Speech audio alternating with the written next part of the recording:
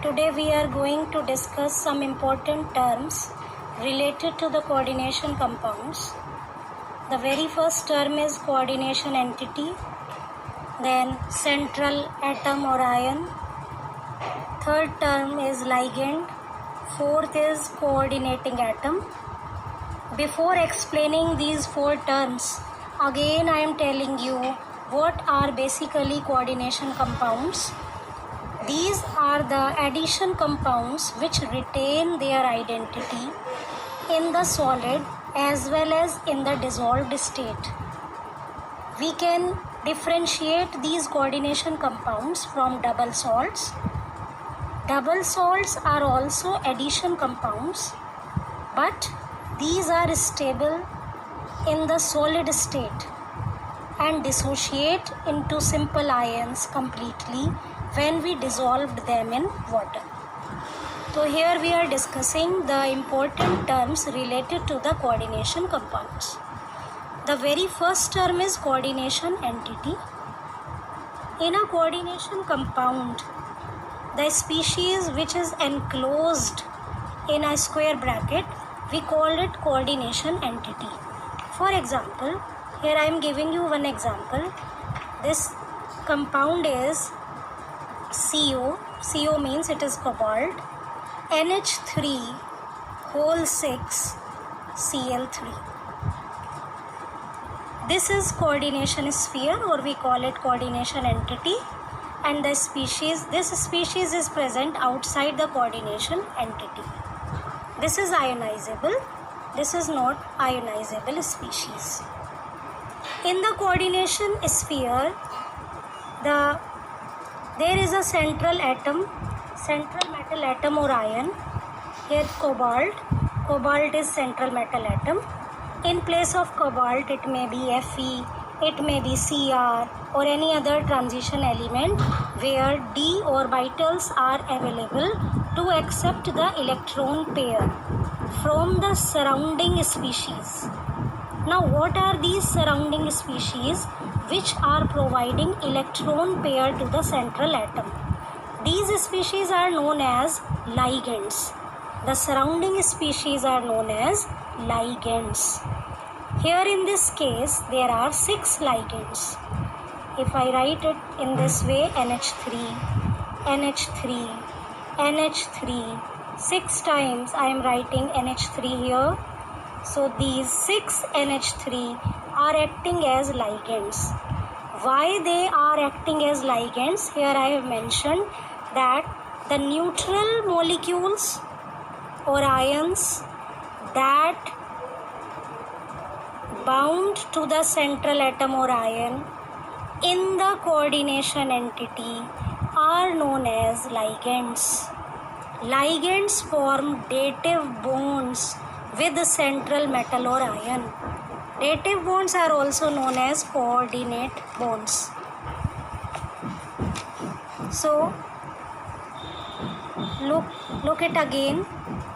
NH3 is acting as a ligand because in NH3 on nitrogen there is one lone pair. We all know this is unshared pair of electron. We call lone pair. So in this way, each and every nitrogen is forming a dative bond with cobalt. This is one-sided sharing, which we call dative bonding or coordinate bonding.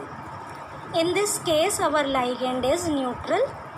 Ligands may be positively charged. Ligands may be negatively charged. Ligands may be neutral.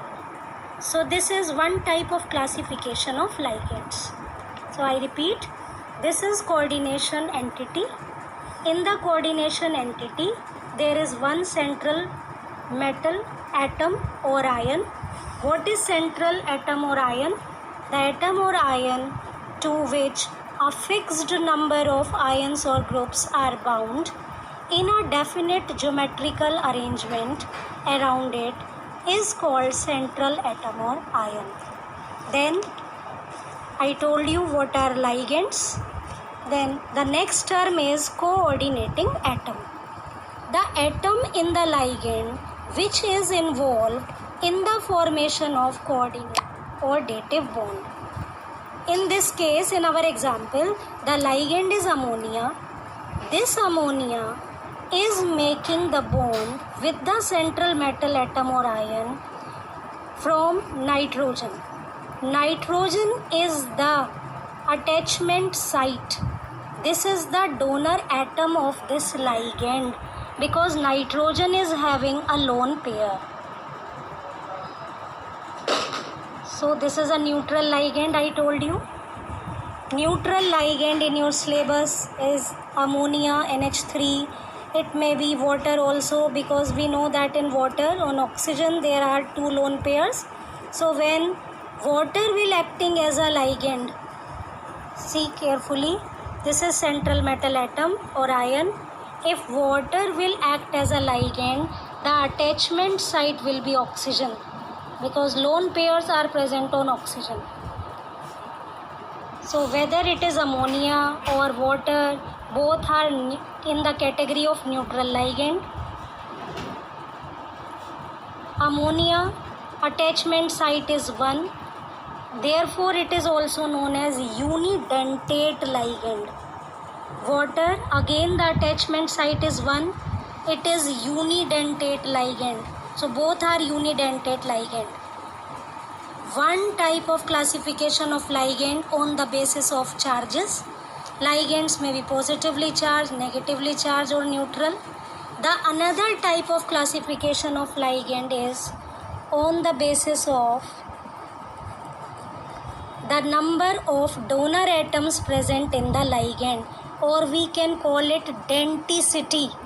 So ligands may be unidentate, ligands may be unidentate, ligands may be bi or didentate, ligands may be tridentate, ligands may be tetradentate, hexadentate, and so on. So what are unidentate ligands? The ligands in which there is only one donor atom. Didentate when two donor atoms are present. Tridentate when 3 donor atoms are present. Hexadentate when 6 donor atoms are present.